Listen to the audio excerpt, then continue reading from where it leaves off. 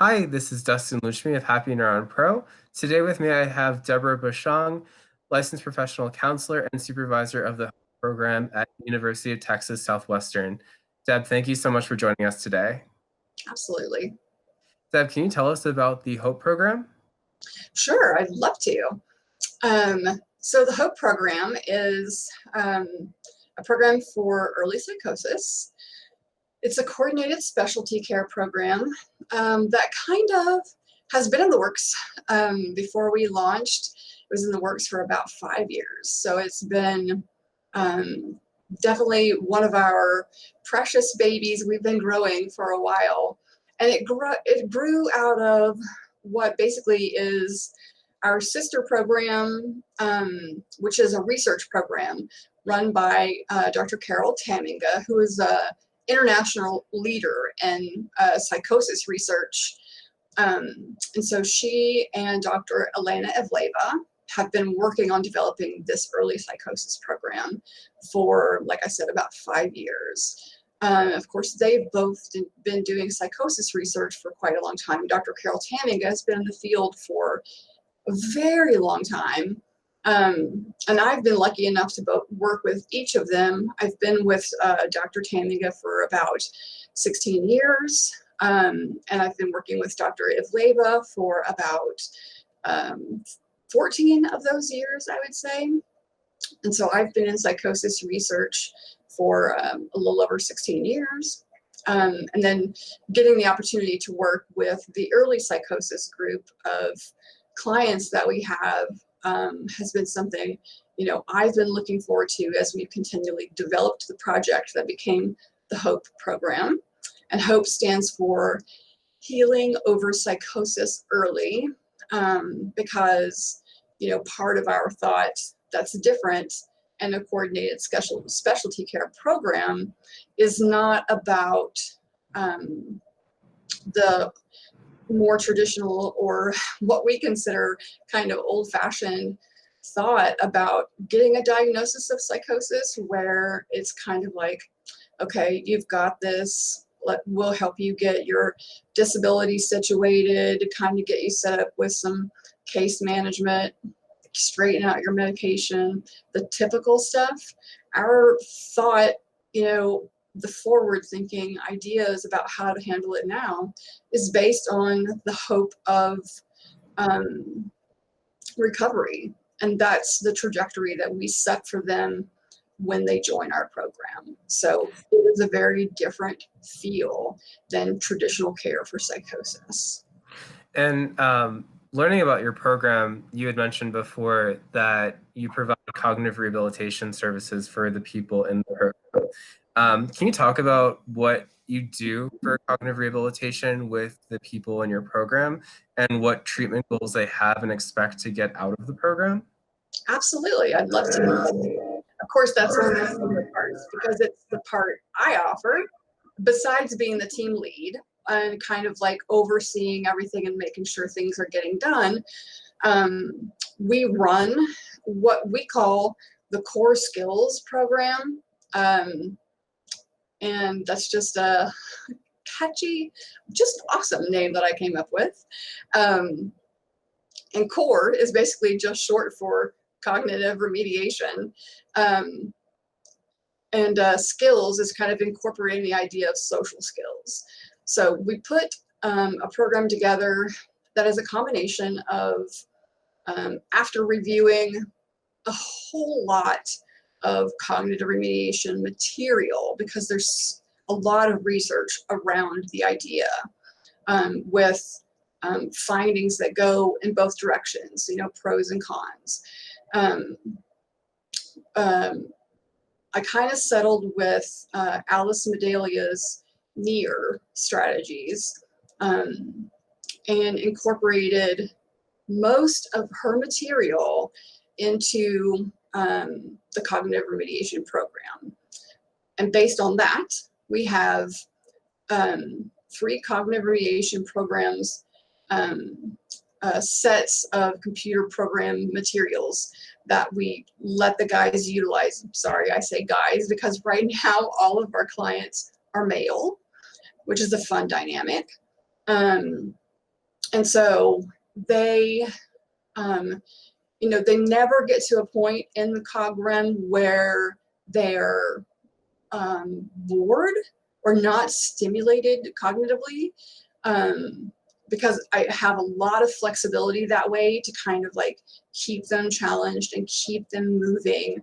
And the cognitive remediation programs we're using have that built in anyway, the sense of success that the programs want the client to have, where, as they continue to progress through a game, let's say on visual spatial, if they get to a point where they're not succeeding any longer and they back them up to an easier level so that they can begin succeeding again, that's built into the program to help me as well as helping them. And then I have the additional flexibility of having more than one program I can let them choose from. So that works well. And then we take Alice Medelia's NEAR program, and we have combined that with a program called SCIT, which is Social Cognition Interactive Training. And that is created by David Coombs, David Roberts, and I always forget the third guy. I have the book in my bag, but and so that is a process. It's a pretty well laid out 20 to 25 session program where the guys, as they're doing cog REM in a room with multiple workstations where the guys are all, either wearing or not wearing headphones, but they're facing their computer workstations. They're interacting mostly with me, a little bit with each other. But after that's completed, they kind of get a break, they turn, and we kind of create a circle, if you will, in that room. So we create the group setting with each other, and then we go through the SCIT social cognition modules of training. And it's based on dealing with what is social cognition, what is it like how do we learn to interact in social settings and social situations while we're dealing with psychotic thinking or psychosis and its types of challenges. Is this a normal thought, or is this a thought that I should challenge or not listen to because it's part of something that may or may not be real? And we also do a lot of normalizing in order to destigmatize some of their psychosis. Like we might be talking about something where they're like, I think those people might be talking about me, and maybe I shouldn't engage in that conversation because I'm a little suspicious right now. But I can normalize that situation by saying, it's very interesting that you're talking about that, because that's the same kind of stuff I think about sometimes. And so they're often surprised that people who don't have psychosis often think the same things and have the same struggles of like, I would think, should I go talk to them? Because what if they are talking about me? That's going to be really uncomfortable. Mm-hmm. So I have to make, we non-psychosis people sometimes face the same struggles, and they like a lot the sense of normalization that they get from having those conversations. What strategies do you teach them to not go to those bad places? And I guess the next question I would ask is, what cognitive rehab exercises or work would you do to then ingrain a person to be able to step back, ask questions? Am I feeling something that's currently happening, or do I think it's happening? How do I address that, and how do I respond? So it's kind of funny. It makes me think of one person in particular. He gets two things happen. He will get extremely distracted when he's working on cognitive remediation because he has all these other thoughts that he's thinking about. And so getting him to just focus on the cognitive remediation for an hour at a time. Mm-hmm. Sometimes it's very challenging, and I have to remind him that, this is an area of weakness for him. Like, his cognitive skills have declined. So, and he doesn't like to hear that because he's a really bright guy. So I just have to remind him, gently, like, okay, remember, we're going to work on memory today, because at the last team meeting, we were all talking about, we had some concerns about your memory. We've all seen a bit of a struggle that you've been having. And so that's one of the things we're going to focus on. And he struggles with the fact that in our multidisciplinary meetings where the whole team is together, we discuss every case so that we each know, as we see each person, what they happen to be struggling with, so that we each know what to work on. And he sees that as us talking about him.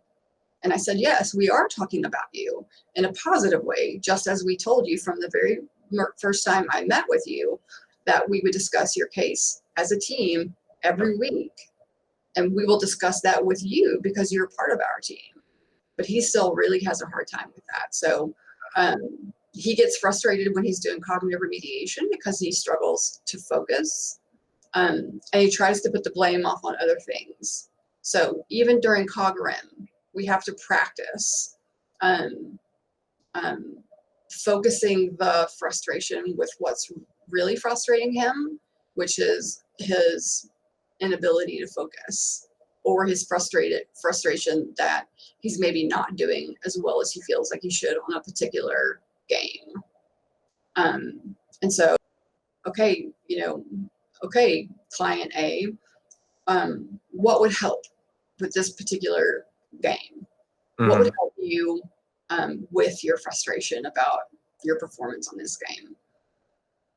And he might struggle with an answer. And I was like, what if you went from level 7 to level 6 just to try it? And he was like, well, that would feel stupid. I would feel stupid because I had to go do something easier. And I was like, what if it was just a form of like taking a break? So he'll try it. He'll feel better. He'll get back up to level 7. He'll be doing better. And he'll be a level 8. And then it'll all be fine and it'll blow over. And then he'll thank me at the end of group for just giving him kind of a way to, a workaround. Yeah. So it sounds like you're working through a self-esteem issue that's affecting his reception of the cognitive rehabilitation therapy. Right. And then it helps him as well, because then I can say, when you're at home and you're really frustrated with the conversation you're having with your parents, you can use that same strategy if you just like tell your parents, I need 5 minutes. Basically, just take yourself down from a level 7 to a level 6. Go to your bedroom for 5 minutes. Work things down to a level 6 and come back. And then you can talk to them. And maybe it's really important for you that they hear that you get to tell them what you're frustrated about. Can you just say, it's really important for me that I get to say what I'm frustrated about. Would you guys be okay if I told you that? Yeah. And maybe it's just how you word it, and they're probably fine hearing it, but it doesn't have to be an argument. And he was like, okay.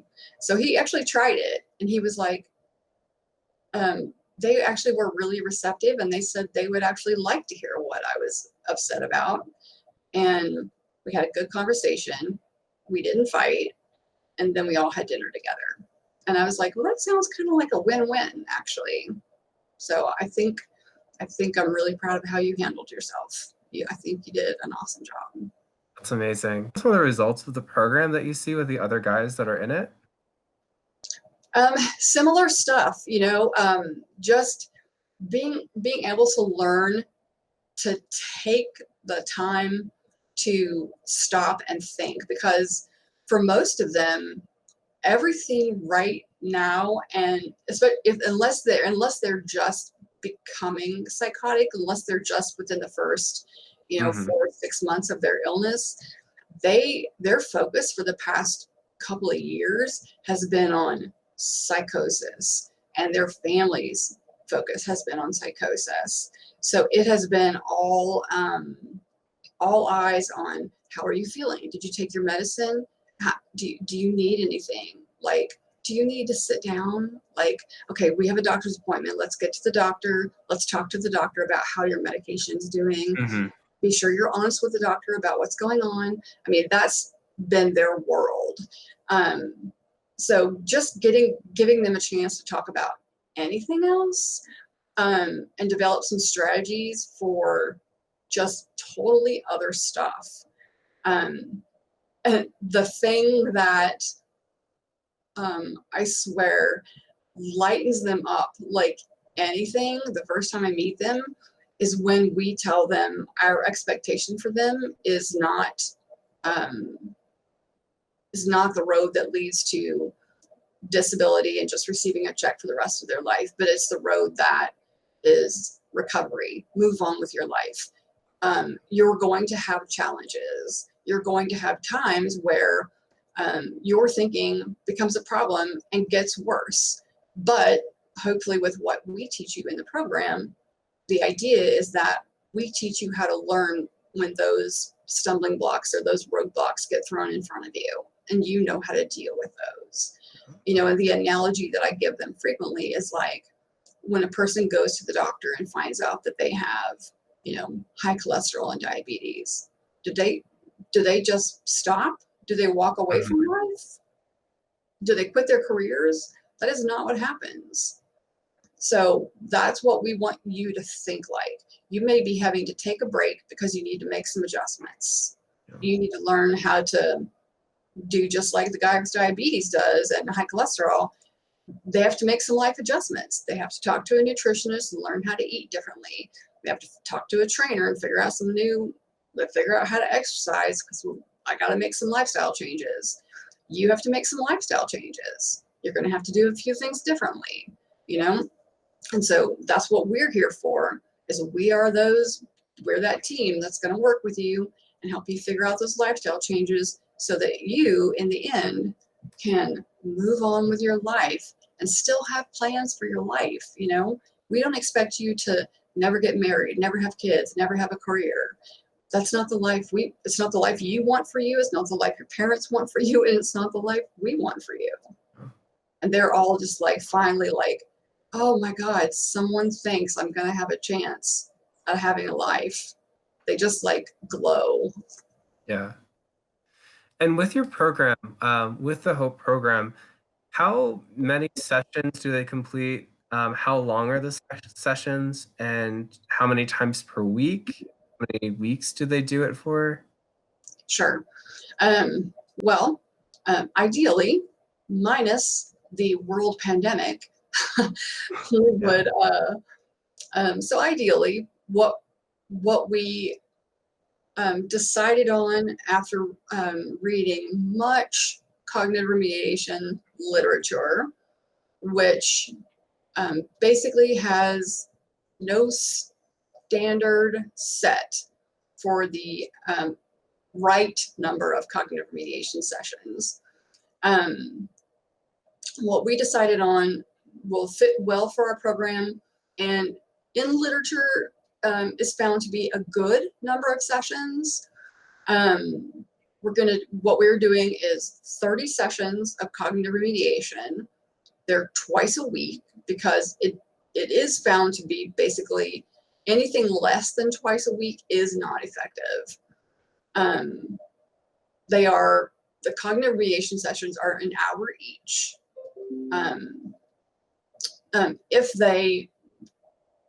And then we are adding the skit sessions.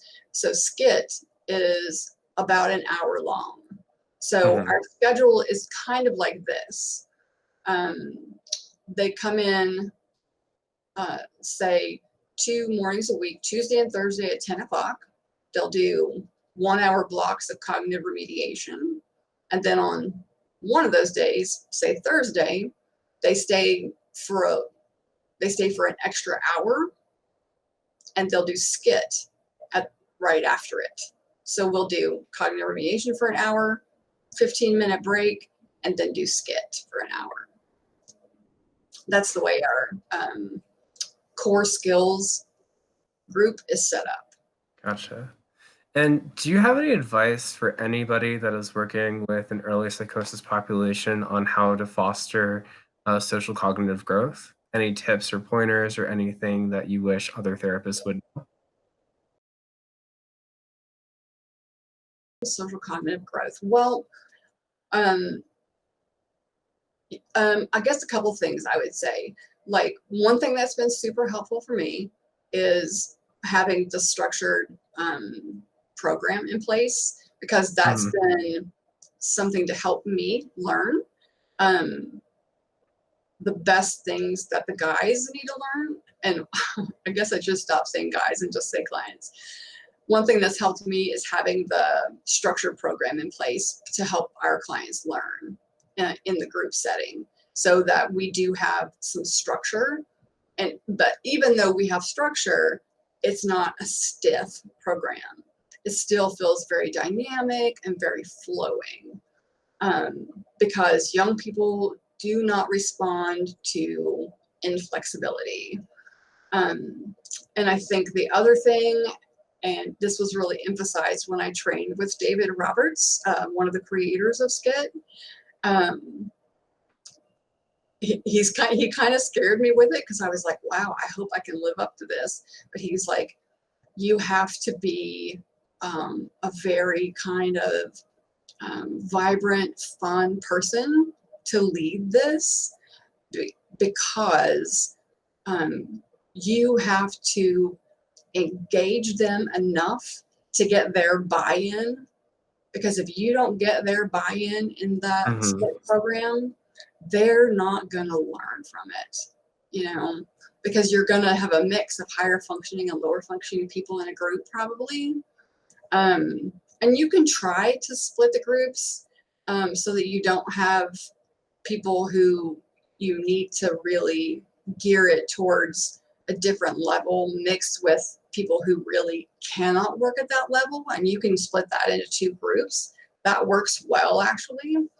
But sometimes you're just going to have people who are at totally different levels in the same group, and you have to be able to engage all of those people. So you have to have the the flexibility within yourself and the leadership ability, I guess, in a sense, to bring it and engage them and keep it flowing. And the group is supposed to be kind of fun. And the way to get them to engage and buy in is by making it feel like it's not a chore, because, they're already dealing with psychosis. They don't need another hard thing in their life. Yeah. Deb, if any therapists would like to get in touch with you, is there a way that they could contact you if they were interested in learning how to provide cognitive remediation therapy for their clients that are struggling with early psychosis, and if they're looking to provide a social cognitive curriculum? Sure, absolutely. I'd love to. Sometimes I feel like a loner out here doing this stuff. So you can email me. You can call my office number. I'm happy to even provide my cell number. I respond pretty well to text, even in the middle of the night, because I can't sleep, because I'm worried about keeping up with stuff. Thank you so much for your time today. It was very lovely to have you talking about the program that you're providing for these people. It sounds like you're doing some awesome work at UT Southwestern. So thank you very much for your time. Thanks so much.